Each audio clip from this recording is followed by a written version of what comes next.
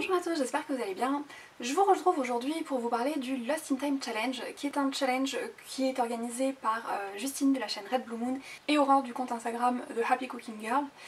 C'est un challenge auquel j'ai déjà participé plusieurs fois et il revient cette année pour l'été, donc il a lieu du 1er juillet au 31 août. Et comme je vous ai fait une pile à lire pour un challenge qui va de juin à août il n'y a pas très longtemps, vous vous doutez que en fait, les livres que je mettrai dans la palle du Lost in Time Challenge seront à peu près les mêmes que ceux du Ice Cream Summer Challenge, parce que je vais pas pouvoir lire le double des livres, je vais essayer de m'arranger pour que ce soit à peu près les mêmes. Donc à la place, pour vous parler du challenge, j'avais plutôt envie de vous faire une vidéo recommandation. Globalement, c'est un challenge que les filles ont mis en place parce qu'elles avaient envie de lire des livres historiques. Mais en fait on peut jouer avec les prompts comme on veut pour que ce soit plus ou moins historique. Et il y a 4 menus et en fait en plus des menus il y a des petits challenges. Alors il y en a certains dont elles nous ont pas encore parlé si j'ai bien compris, donc on découvrira au fur et à mesure du challenge. Mais il y en a un qui est déjà annoncé et qui consiste à deviner de quel Disney est tirée la citation, le nom de chaque catégorie et du coup de regarder le film en question pour gagner des points bonus. Donc je ne vous dirai pas lesquels j'ai deviné. Je pense avoir trouvé quasiment toutes les références, il y en a encore 2 ou 3 sur lesquels je doute un petit peu mais je suis quasiment sûre de moi. Mais vous vous doutez bien que je ne vous dirai pas ce que j'ai trouvé dans cette vidéo parce que sinon ce serait vous gâcher un petit peu le jeu pour vous.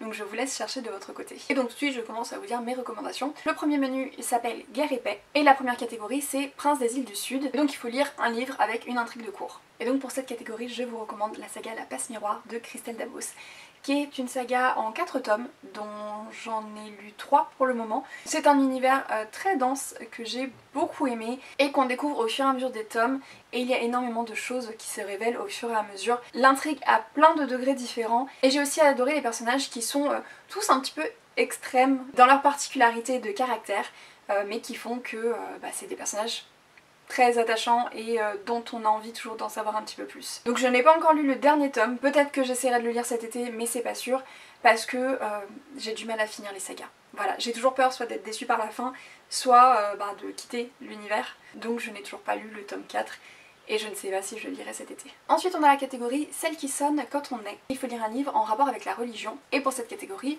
je vous recommande Du roi je serai l'assassin de Jean-Laurent Del Socorro, qui est un livre qui se passe en pleine guerre de religion au XVIe siècle, d'abord en Espagne puis à Montpellier, et on est vraiment dans le contexte des guerres de religion, avec tout d'abord les musulmans en Espagne, et ensuite les catholiques et les protestants qui se font la guerre en France, et je ne peux que vous le recommander, j'ai beaucoup aimé cette lecture, je vous en ai déjà parlé sur la chaîne, donc voilà, je vous invite à la mettre dans cette catégorie-là. On a ensuite la catégorie Peindre en 1000 couleurs l'air du vent. Il faut lire un livre avec un message écologique et pour cette catégorie je vous recommande un livre dont je vous ai aussi déjà parlé sur la chaîne.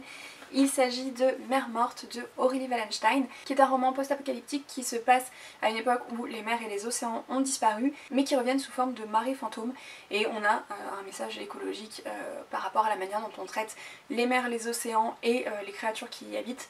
Donc le message écologique est plus que présent avec une écriture qui nous embarque vraiment dedans et un roman qui est plein d'émotions. Et si vous avez plus envie d'une BD, il y a aussi la BD La Baleine Blanche des Mers Mortes, donc de Aurélie Wallenstein et de Olivier Boiscommun, qui est une très très belle BD, je l'ai trouvée vraiment, les illustrations sont super jolies.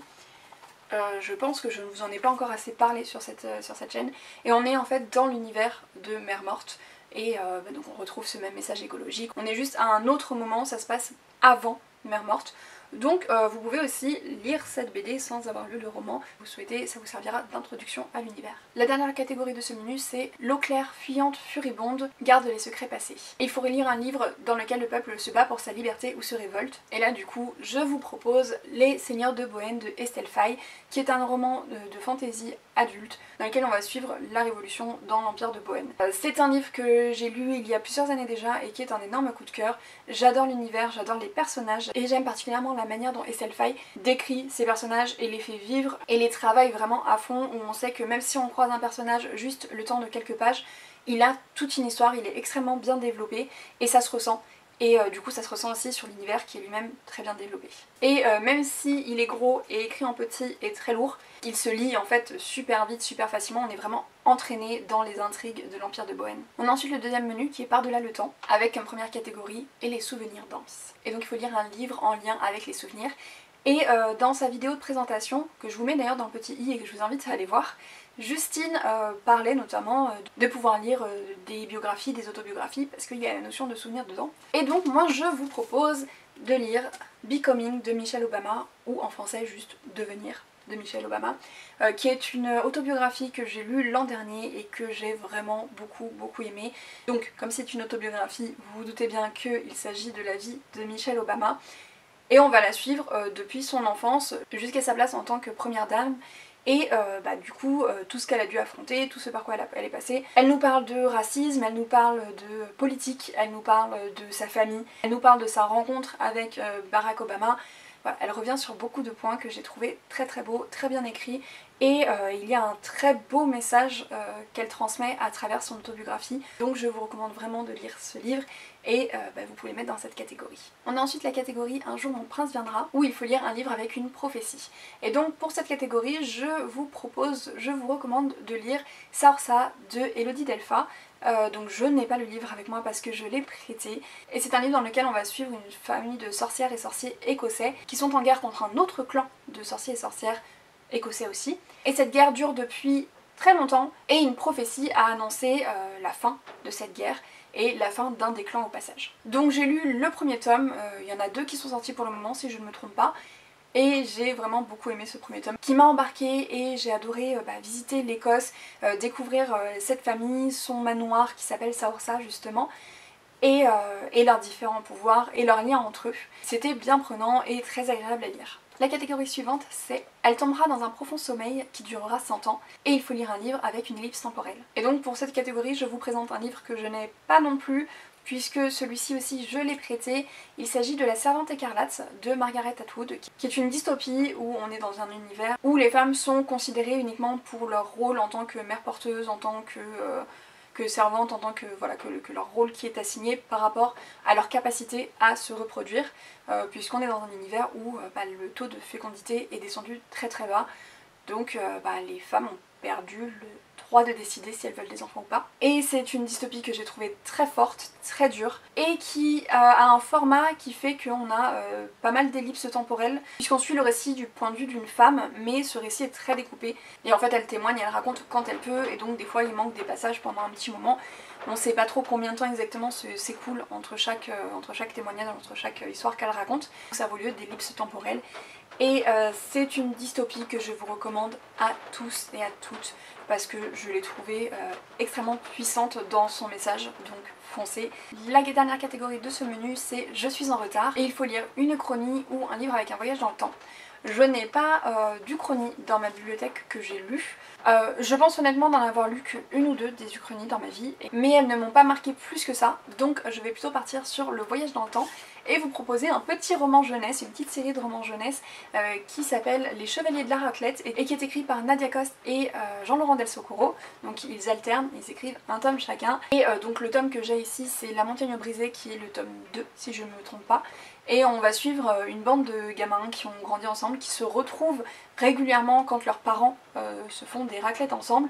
Et ben les enfants font leur petite raclette entre eux, et par hasard ils découvrent un moyen de voyager dans le temps, et donc ils vont intervenir sur des épisodes du passé dans leur région savoyarde. Et dans celui-ci par exemple on est au Moyen-Âge et ils vont devoir faire face à une montagne qui s'effondre. Et j'ai adoré, c'est léger, c'est marrant. On a une bande de gamins qui sont très différents les uns des autres, et qui apporte énormément au groupe. Donc un groupe très hétéroclite, et des aventures qui ne manquent pas de nous embarquer et de nous faire découvrir des choses sur l'histoire. Le troisième menu s'appelle Destin, et la première catégorie c'est le cycle éternel, et il faut lire un livre avec un élu. Et pour cette catégorie, je vous propose de lire la saga Antea de Tia Wolf, dans lequel on va suivre Cassandra et Max, qui sont tous les deux des élus. Ils sont amis depuis toujours, et un jour, la grand-mère de Cassandra va lui donner un bracelet qui va activer leur pouvoir, et la magie va revenir parmi les Massel et les sorciers. Et j'ai adoré cette saga. C'est du young adulte puisque les personnages sont au lycée. On y retrouve de la magie, du lien avec la nature, beaucoup d'amitié, et cette notion de prophétie et d'élus qui ont des décisions à prendre. Et l'écriture nous emporte dans cet univers. Moi j'avais l'impression de m'être fait des amis quand j'ai rejoint le groupe de Max, Cassandra et leurs amis qui gravitent autour. Donc c'était un vrai plaisir de passer du temps avec eux. On a ensuite la catégorie l'histoire éternelle où il faut lire un livre avec une romance dedans. Et là j'ai envie de vous proposer 2 livres. Le premier c'est Caraval de Stephanie Garber. Juste parce que ça fait longtemps que je ne vous ai pas dit de lire Caraval de Stephanie Garber. Donc c'est le premier tome d'une trilogie que j'ai beaucoup aimé. On se trouve dans un univers de fantasy avec un peu cette notion de cirque, de jeu. Le maître mot de l'histoire c'est Remember it's only a game, donc rappelle-toi que ce n'est qu'un jeu, mais il y a des enjeux assez importants dedans. On est dans un monde où on ne sait jamais ce qui est réel de ce qui ne l'est pas, qu'est-ce qui fait partie du jeu et qu'est-ce qui n'en fait pas partie. On va suivre Scarlett et sa sœur qui donc participent au jeu de Caraval, et petit à petit Scarlett va se retrouver tellement prise dans le jeu qu'elle ne va plus être capable de faire la différence entre la réalité et le jeu, et surtout les enjeux vont prendre beaucoup plus d'importance que juste gagner ce jeu. Et il y a de la romance dedans, dans les 3 tomes, et j'ai adoré, j'ai été prise dedans, j'avais vraiment l'impression de voir l'univers se construire autour de moi, et je me suis attachée à absolument tous les personnages. Et surtout, je me suis laissée surprendre par pas mal d'éléments. Il y a plein de moments où moi-même je doutais de ce qui était réel, de ce qui ne l'était pas, et je n'ai pas pu deviner tous les éléments en avance, ce qui est quand même relativement rare dans un roman de fantasy young adulte. Donc j'étais vraiment super contente de me laisser surprendre par autant d'éléments. Et le deuxième que je vous propose c'est Orgueil et préjugés de Jane Austen, ou à peu près tous les romans de Jane Austen, mais avec une grosse préférence dans mon cas pour Orgueil et préjugés, qui est le premier roman de cette autrice que j'ai lu. Je pense que je n'ai pas besoin de vous faire un résumé de l'histoire de Lizzie Bennet et Mr. Darcy. Et moi qui ne suis pas fan de romance, celle-ci c'en est une que j'adore vraiment. J'aime la plume de Jane Austen, j'aime absolument tous ses romans et les pentes de féminisme qui en ressortent, mine de rien.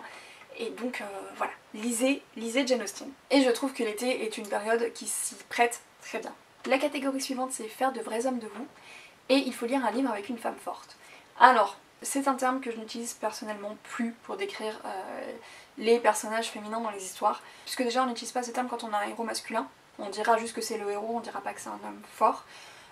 Donc voilà, cette notion de femme forte me dérange un peu, mais je vois ce qui veut être dit ici. Mais donc je vais quand même présenter une femme qui est forte, sans pour autant manier les armes et se battre ou je ne sais trop quoi, parce que j'ai envie de vous recommander le cercle littéraire des amateurs d'épluchures de patates, dont je vous ai déjà beaucoup parlé sur la chaîne parce que c'est un roman qui est un énorme coup de cœur pour moi. Ça se passe juste après la Seconde Guerre mondiale et on va suivre Juliette qui est écrivaine et qui va entamer une correspondance avec un homme qui se trouve sur l'île de Guernsey, et elle va commencer à s'intéresser au cercle littéraire qui a été mis en place, qui est né pendant la Seconde Guerre mondiale sur l'île de Guernsey et qui était un petit peu un moyen de survie et de se retrouver pour les habitants de l'île. Et du coup j'ai trouvé ce personnage de Juliette extrêmement intéressante. Elle fait preuve d'énormément de courage, de force, de résilience, que ce soit pendant la guerre, la manière dont elle l'a vécu et ce qu'elle a pu faire pendant ce temps-là, et ensuite sa manière dont elle gère l'après-guerre aussi et dont elle va vivre sa vie personnelle quand elle va arriver sur l'île de Guernsey. Donc à mes yeux c'est vraiment une femme forte, surtout qu'à l'époque être une femme c'était pas une position facile, donc juste survivre et s'en sortir et se battre pour réaliser ses rêves, c'est être une femme forte à l'époque. Donc si vous n'avez pas encore lu le cercle littéraire des amateurs d'épluchures de patates, foncez! Et ensuite, allez voir le film. On a enfin le dernier menu qui est A Day at the Abbey, donc ça c'est un menu hors Disney, puisque c'est le menu qui reste tout le temps, qui est en rapport avec Downton Abbey.